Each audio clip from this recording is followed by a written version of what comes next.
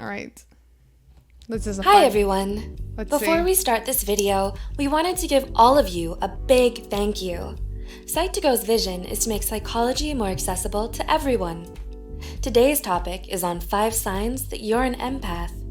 If you could share this video with someone who's interested in learning more about psychology, that would be a major help to the vision. Put simply, empathy is the ability to understand and share the emotions of another person. It can be understood as feeling with someone. It involves stepping into their shoes to imagine what they're going through and being caring and compassionate in order to make them feel better. This caring, this desire to help, is what separates empathy. I think this is the major difference, is what in the response that somebody who is an empath has. So to answer your question, can you be an empath and just not give a shit? I don't know. I don't know if you as an empath are supposed to be able to just take in all of this information and not feel at least compelled to try to help. But then, I don't know. This is just me and my... Is Clear Joker our and Samika? From sympathy. Although they both deal with relating to another person, empathy is felt more deeply and reaches a broader range of emotions. Empaths are compelled to help because they grasp the experiences of others so vividly. Sympathy usually only extends to sorrow or pity. So, do empaths really exist? Well, The Fear Factor, a book written by neuroscientist and psychologist Abigail Marsh in 2017, described... I think I'm an empath, that's why I'm a SOCDIM. You know what? If you want me to be honest, I think that SOCDIMs are more sympathetic. I think that dim socks, however, are more empathetic, but that's just me. That's how she found evidence that there is a difference and Samika in the is brains Lucid of people designated who are highly troll. empathetic to others. Yeah, that's She definitely refers Clear. to them as altruists. Clear takes pride in that, I Possessing think. empathy is obviously important Sympaths. because it leads to stronger, trusting connections with people and helps us figure out how to act appropriately in social situations. But being an empath can be draining because the intensity you feel as one is powerful. Being flooded with emotions is difficult and can negatively impact your mental health. This is even more significant when the emotions aren't yours. Awareness is key. It's therefore important to know if you're an empath. Here are 5 signs that you might be an empath. 1. You are emotionally intuitive. Because of your empathetic nature, you can quickly tell what someone is feeling without really thinking about it. You probably don't do it consciously. Do you instinctively read a person's body language and nonverbal cues? Or maybe you just know how to listen actively. But the result is that you take on the pain, the anger, the happiness, or the excitement of the other person. Do you feel like an emotional sponge absorbing everyone else's feelings? If the answer is yes, chances are you might be an empath. 2.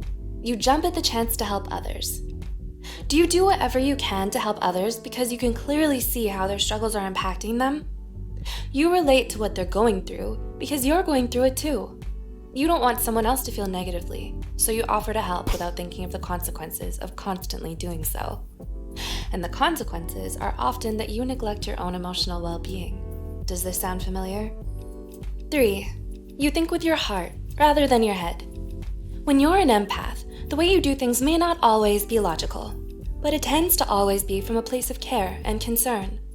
You're compelled Why to are do you the showing this loving propaganda? thing, even when it doesn't exactly work for you, because you feel it's the only thing to do. In short, you really get other people, which makes you really care about people. 4. You're sensitive. As an empath, you're constantly doing emotional work, and it makes you vulnerable. When your friend is enthusiastic, so are you. When your sister's experiencing emotional discomfort, so are you. This takes a great deal of energy and is naturally overwhelming, so you become sensitive to even slight changes and stressors. Some may tell you to toughen up, but it isn't always that simple. And 5. You need time to recharge. Between your own feelings and the feelings of others, you're bound to be emotionally exhausted at times. Alone time is therefore necessary in order to fill up your emotional gas tank. I'm sorry, but it's Getting called even being a short nice person. respite from the overload can help prevent burnout. Empathy can definitely be a good thing. It's proven to be useful in a variety of jobs, like in supervisor positions, which require thinking about the perspectives of employees. Empathy is also a necessary quality for actors to have, not to mention it's crucial in helping careers, such as the medical field. Do you relate to any of the signs above? Let us know in the comments below. If you do, be sure to take care of yourself. Being empathetic is exhausting and can take a serious toll on a person's mental health, especially because we tend to attract people who crave the empathy we give. So be aware of how your desire to help others is affecting you. I say 5, you're a supervisor.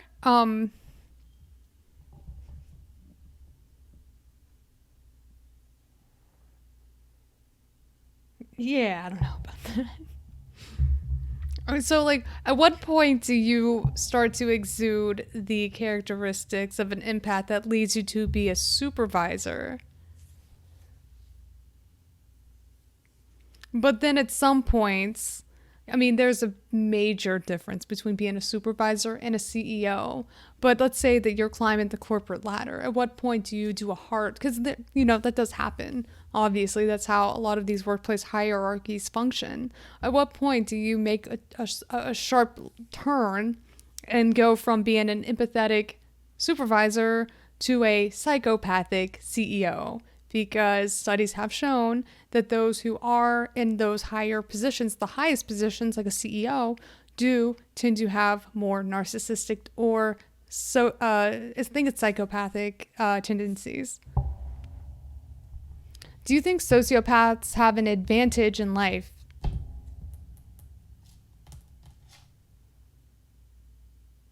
It's sociopathic? Oh, it's sociopathic. Sociopaths might have an advantage, but only over people, maybe not themselves, so they are doomed. Do sociopaths see themselves as disadvantaged because of the sabotage that they experience? I don't know. Are sociopaths more likely to self-sabotage, or are they more so in the business of stepping on any neck that they need to get to the next place, or use people to their own advantage to help them get in, to get ahead in some way? Liking humanity is not a deficit in the business world. Sociopaths are unaware of their problem. I will agree with that wholeheartedly. I don't think that sociopaths think that they've ever done anything wrong, and that is the major issue. Major issue. It's actually, I think, a little jarring to think about how a sociopath does not think that they've ever done anything wrong.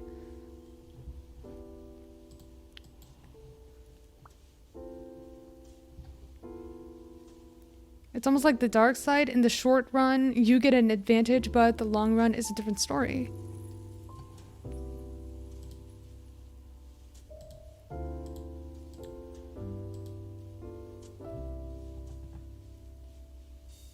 I'm an ancom because I'm an empath. Yeah, I mean, the thing, okay, like, all right, let's play a little game chat.